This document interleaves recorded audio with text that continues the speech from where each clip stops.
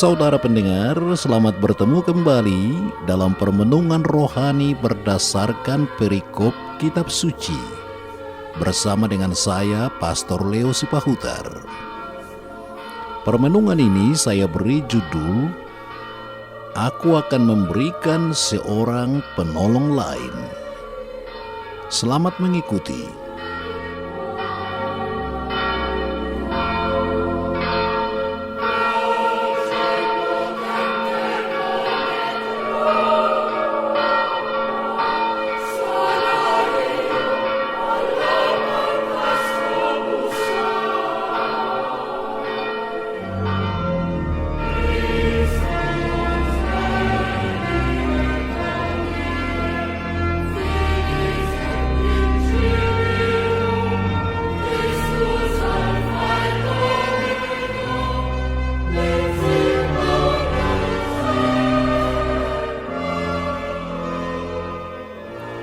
Inilah Injil Tuhan kita Yesus Kristus menurut Yohanes bab 14 ayat 15 sampai dengan 21.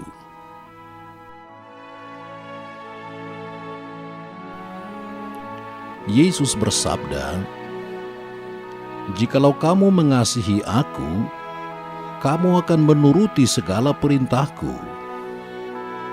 Aku akan minta kepada Bapa, dan Dia akan memberikan kepadamu seorang penolong yang lain, supaya Dia menyertai kamu, yaitu Roh kebenaran. Dunia tidak dapat menerima Dia, sebab dunia tidak melihat Dia dan tidak mengenal Dia.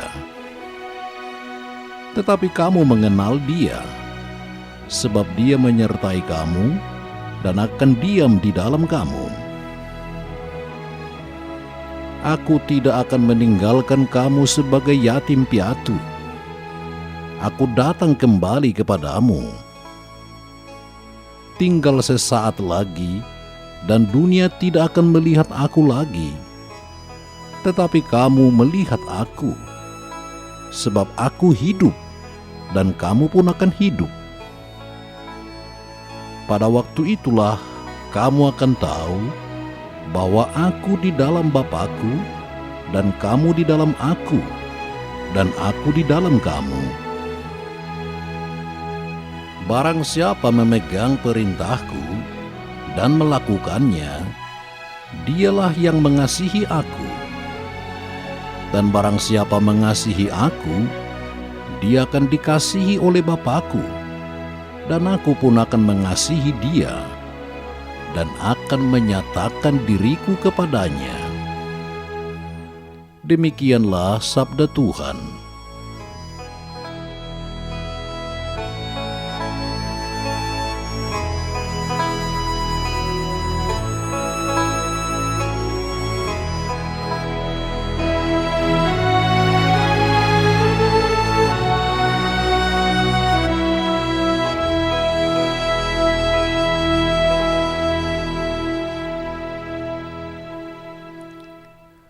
Saudara-saudari yang terkasih di dalam Tuhan kita Yesus Kristus, saya pernah diundang oleh suatu keluarga untuk menghadiri pesta perpisahan. Anak tertua dari keluarga itu akan berangkat ke Jawa untuk belajar di sebuah universitas.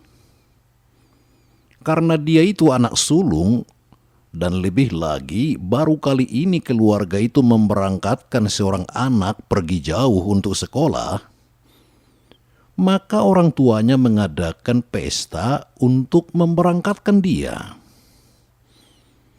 Banyak famili, teman sekampung, dan kenalan diundang untuk makan bersama dan memberi nasihat kepada pemuda yang akan berangkat itu. Dan sesudah makan, diberilah kesempatan untuk madok hata, yaitu memberi nasihat kepada pemuda itu, mulai dari opungnya, tulangnya, bapak tua dan bapak udanya, namboru, lae, dan sebagainya. Macam-macam nasihat yang diberikan.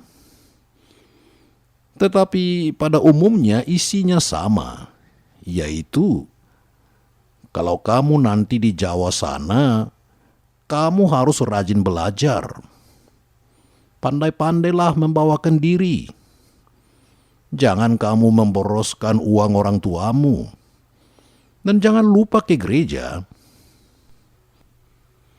Dan nasihat yang paling sering diucapkan ialah, jangan kamu lupa akan kami di sini ya. Kami juga tidak akan melupakan kamu. Seringlah mengirim surat. Kami juga akan membalas surat itu. Walaupun jauh di mata, tapi hendaklah selalu dekat di hati. Saudara-saudariku yang terkasih di dalam Kristus, kalau kita ingin meringkaskan perikop Injil yang tadi saya bacakan, saya rasa kita bisa memakai peribahasa Indonesia untuk meringkaskannya, yaitu walaupun jauh di mata, namun dekat di hati. Perikop Injil tadi sebenarnya adalah sebagian dari khotbah perpisahan yang diucapkan Yesus pada perjamuan malam terakhir sehari sebelum Yesus wafat di kayu salib. Pada malam itu, Yesus menerangkan bahwa Dia melalui sengsara dan kebangkitannya akan menanggalkan hidupnya sebagai manusia dan mulai suatu hidup yang baru yang penuh kemuliaan. Murid-muridnya terkejut mendengar bahwa Dia akan pergi. Mereka sadar bahwa tanpa Yesus mereka tidak akan berdaya apa-apa. Mereka merasa bagaikan anak yatim piatu seandainya Yesus tidak bersama mereka lagi. Karena itulah Yesus menghibur mereka dengan berkata, "Jangan kamu takut ataupun cemas. Memang saya pergi dari dunia ini, namun aku tidak akan meninggalkan kamu sebagai anak yatim piatu. Aku akan kembali kepadamu. Dan selama aku tidak berada di dunia ini, aku akan memberi penolong yang lain kepadamu. Aku akan memberikan kepadamu rohku sendiri, semangatku sendiri. Roh itu akan selalu mendampingi kamu. Roh itu akan tinggal bersama kamu dan hidup dalam dirimu. Aku akan tetap bersatu dengan kamu, dan kamu bersatu dengan aku. Walaupun jauh di mata, namun tetap dekat di hati." Jadi Yesus menyatakan bahwa Roh Kudus-Nya akan bertugas sebagai penolong kita yang menyertai kita dalam meneruskan karya Yesus di dunia ini.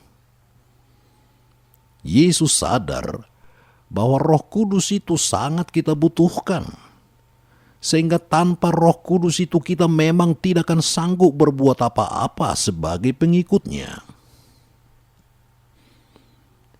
Saudara-saudari yang terkasih, kitab Injil penuh dengan bukti-bukti yang menunjukkan betapa roh itu sangat besar peranannya. Yesus sendiri ternyata tidak pernah lepas dari Roh Kudus, dan tidak bisa kita membayangkan Kristus lepas dari Roh Kudus. Dalam Perjanjian Lama, Roh Kuduslah yang mempersiapkan kedatangan Yesus ke dunia, yakni melalui para nabi. Roh Kuduslah yang menaungi Maria sehingga dia melahirkan Yesus. Roh Kudus itu juga yang turun ke atas Yesus waktu dia dipermandikan di Sungai Yordan. Kemudian roh itu juga yang mendorong Yesus untuk mempersiapkan tugasnya dengan puasa dan doa di padang gurun. Dan semua kuasa yang mendorong Yesus untuk menyembuhkan orang-orang sakit berasal dari rohnya ini. Dan Yesus baru mengakhiri hidupnya di salib setelah dia menyerahkan rohnya sambil berkata, "Ya Bapa, ke dalam tanganmu kuserahkan rohku." Saudara-saudariku yang terkasih, Roh Kudus itu memegang peranan penting bukan hanya dalam hidup Yesus, tetapi juga dalam hidup gereja awal. Di sana nampaklah betapa para rasul dan orang-orang Kristen pertama tidak dapat berbuat apa-apa lepas dari pengaruh Roh Kudus ini. Kalau kita membaca kisah para rasul, maka akan kita lihat di sana begitu banyak bukti-bukti mengenai kegiatan Roh Kudus yang memimpin gereja secara ajaib. Lihatlah peristiwa pada hari Pentakosta, sewaktu Roh Kudus turun atas para rasul. Para rasul yang semula begitu penakut, sekarang berubah menjadi berani dan aktif karena pengaruh Roh Kudus. Dalam kisah para rasul itu juga nampak bahwa tidak ada doa atau khotbah tanpa menyebutkan nama Roh Kudus. Kalau ada seorang diakon mau dipilih, maka yang menjadi syarat untuk itu ialah orang yang penuh Roh Kudus dan kebijaksanaan. Kalau suatu perjalanan keliling mau dilaksanakan, maka itu hanya akan dilaksanakan kalau Roh Kudus menghendakinya. Dan dalam konsili pertama di Yerusalem, para rasul hanya mau mengambil suatu keputusan bila hal itu terlebih dahulu disesuaikan dan dibicarakan dengan Roh Kudus melalui doa dan meditasi. Cukup terang kiranya saudara-saudari, betapa besar pengaruh dan peranan Roh Kudus dalam gereja awal. Dan itu bukan hanya terjadi dulu, tetapi terus berlangsung sampai sekarang ini. Tanpa Roh Kudus, gereja kita tidak akan mengalami perkembangan besar seperti sekarang ini di seluruh dunia. Di mana-mana memang ada kesulitan, ada kesusahan, dan ada hambatan yang melawan gereja kita.